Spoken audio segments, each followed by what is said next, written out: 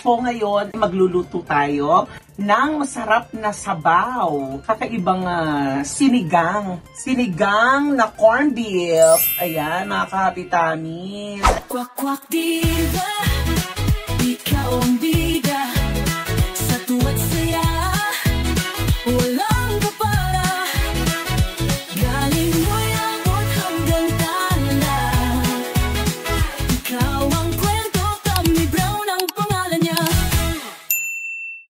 Hello everybody! Ito po, nag-iisa ko ako, Tommy Brown, at welcome po sa aking YouTube channel! Ayan! Good morning, mga ka-momshies! Ayan, kita yung outfit ko ngayon. Very duster lang, bahay-bahay lang po tayo ngayon. Team bahay tayo. At eto nga ang chika natin dahil medyo maulan po ngayong mga nagdaang araw. Laging parang umuulan na tuwing hapon. Hanggang gabi po ay malamig. So ngayon ay gagawin natin vlogin ay magluluto tayo ng masarap na sabaw. Yes! Tama, oo.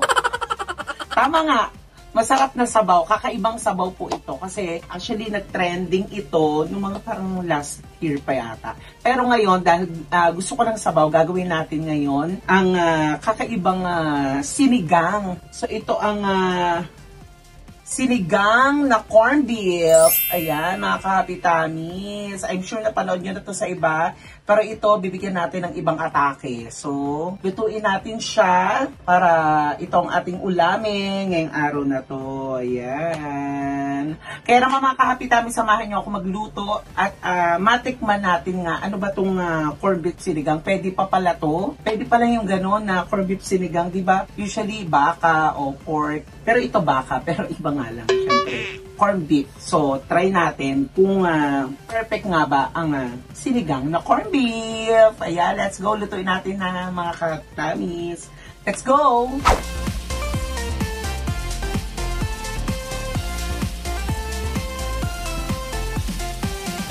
So, ayan mga kahapitamis, sakita na natin yung ating mga ingredients na gagamitin, mga gulay. At ayan, so habang pinapainit natin yung ating kawali, lagyan natin ng mantika. Ayan. Bakit ko nga ba naisip tong lutuin? Kasi nga, medyo maulan na sa labas tuwing hapon, ay hanggang gabi lumalamig na. Kaya gusto ko lang magsabaw-sabaw muna. So ngayon, ihulog na natin ang ating bawang. Pero ako talaga, pag nagsisinigang ako, yung normal na sinigang, pag pork, ako, ginigisa ko talaga ang, nagigisa ako ng bawang sibuyas.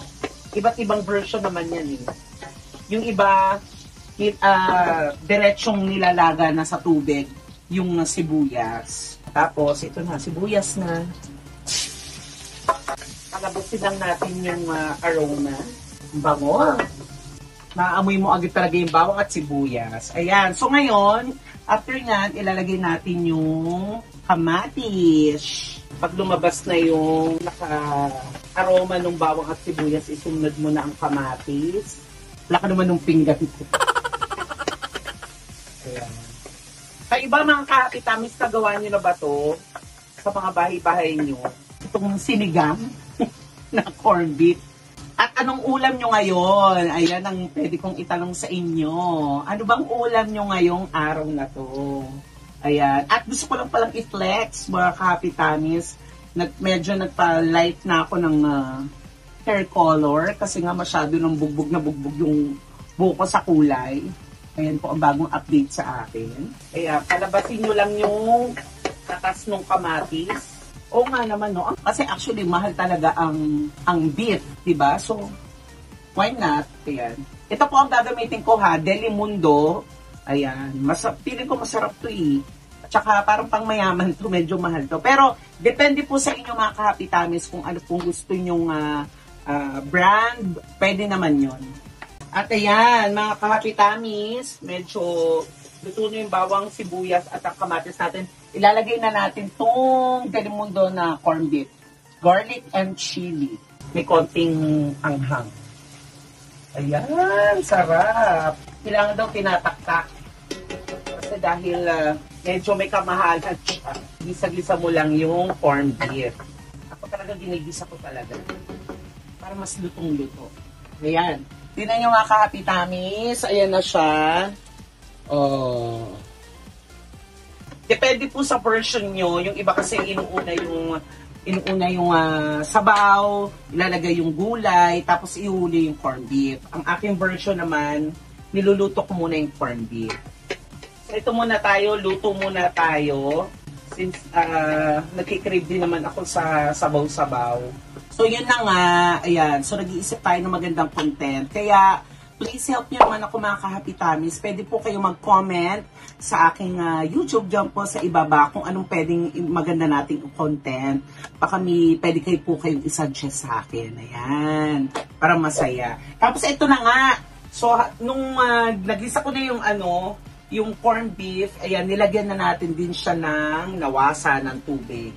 Para pakukuluin na lang natin siya. Ayan. So kayo nakakaabot yung mga videos ko, mag-comment naman po kayo. Yung iba, may mga nababasa ako sa Amerika, may taga-Canada, UAE, sa Dubai, sa Abu Dhabi, ayan. Kahit sa amang sulok kayo ng mundo, sana po ay napapasaya ko kayo sa aking mga vlogs, sa aking mga videos. At sana mapanood niyo po ako ng live sa mga shows ko, lalo na pag umuwi po kayo ng Pilipinas. Punta po kayo sa Vice Comedy Club, ayan. Ito na, kumukulo na. So, ilagay na natin yung labanos. Ayan. Ito, baka bihira nyo makita to. Ito, naglalagay po ako niya ng kalimisnis. Ayan. Mag-comment nga po kayo kung kumakain po kayo din ng ganito. Ayan, kalimisnis. Ang tawag po dyan. And, pakuluin ulit natin. Kalimisnis. Uy, masarap po yun. Ewan ko kung anong tawag sa mga ibang lugar sa Pilipinas. Kasi iba-iba ang tawag. Sa amin talaga, sa Laguna ang tawag sa amin yan, kalamismis. Pwede yan sa, yung may gata. Tulungan nyo ako, hindi ko alam yan. Hindi ko matandaan yun eh. Tsaka pwede siya sa bulanglang. Ayan, pwede siya sa bulanglang. Then, bago natin ihulog yung iba pa nating gulay, lagyan natin siya ng patis. Then, ito na, ihulog na natin yung okra at saka sitaw. Kasi medyo matigas at matagal lumambot. Ako mahilig talaga po ako sa gulay. Bango. Ngayon naman, mga ka-Happy Tummies, ilagyan na natin yung talongs. Ayan. Siyempre, isa sa masarap talaga sa gulay, talong. Favorite ko talaga ang talong. Pwede sa torta, di ba? Rito. At syempre sa sinigang. Ayan. So, palambutin natin siya. Teka lang, kamusta na pala ang inyong mga Valentine's na nagdaan? Yung araw ng mga puso, saan po kayo nag-date? Ayan, i-comment nyo din dyan. Ako, kung tatanungin nyo po ako, wala po ako naging date, kundi ang umuwi po ako sa Laguna. Ayan. Binisita ko po ang aking lola. Ayan, at kami ay nag-swimming ng aking family. Ayan, banding kami. Actually, 15 na po ako nakauwi. Kasi may trabaho po kami ng 14. Ayan. So, saan kayo nag-date? Kamusta ang inyong mga buhay, pag-ibig? Ayan.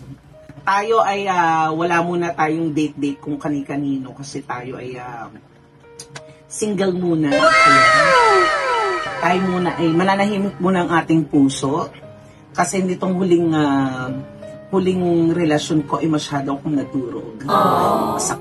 Masakit ang ginawa. Wala tayong kadate, kundi magtrabaho lang. I'm sure yung iba sa inyo nag-date, yung iba siguro nakipag-date din sa mga tropa nila or sa family. Or kahit sa sarili nyo, pwede naman yun eh. Pwede ka namang mag-date ng sarili mo. Hindi naman nangangahulugan kapag nag-date ka sa sarili mo is malungkot ka, diba? Okay lang yun. Parang dinidate mo ang sarili mo, okay lang yun. Single ka, diba? Kaya sa mga nagdi-date dyan, ng mga pinupost sa social media, tama na po. Wala po kaming laban. Hindi po kami lalaban. Siyempre, hindi mawawala yung pampasarap din. Kangkong, favorite ko dito. Na malapit na mga ka-Happy Tummies. Sana gawin nyo din to, yung mga malalayo, especially sa mga OFW. Kaya nilalagay na natin yung pampaasim na sinigang mix tamarind. Ayan. Perfect. Masarap. Oh! Lahat natin. Para sure yung asin. Perfect. Magdagdag tayo ng konting tubig.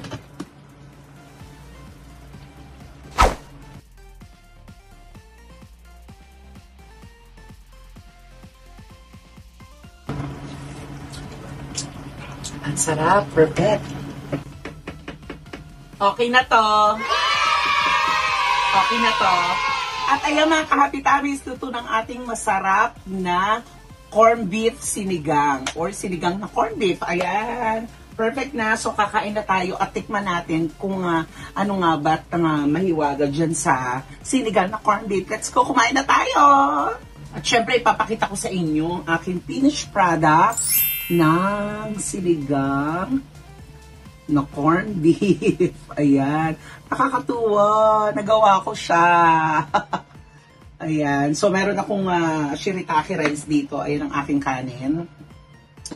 At tikman natin itong sinigang na corned beef. Tikman natin. Let's go. Dito na ako kakain. Tikman natin yung niluto natin.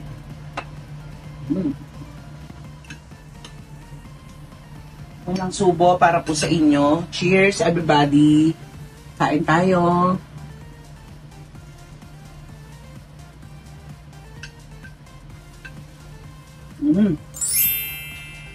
Ang sarap. Grabe.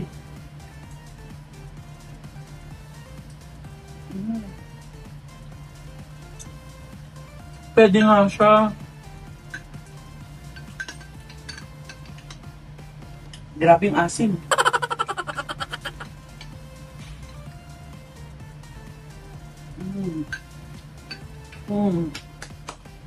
Perfect. Ang sarap. Gawin nyo na to sa bahay nyo. Grabe, ang sarap po talaga. Okay siya sa akin. Perfect itong sinigang na corned beef.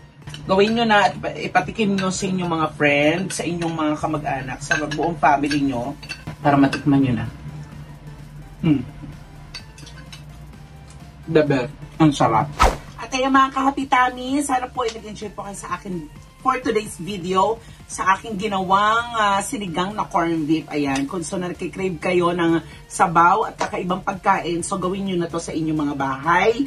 Ang sinigang na corned beef, perfect siya lalo sa panahon na taglamig. At syempre, huwag niyo po kalilimutan ang buong channel po ng Bex Squad. At syempre, unahin niyo na po ang aking channel para lagi po kayong updated sa aking mga vlogs. At mag-comment po kayo kung saan nakarating ang aking videos. At syempre, yung gusto nyong i-content sa akin. Ayan. Again, ito po nag-iisang Kwakwak Diva.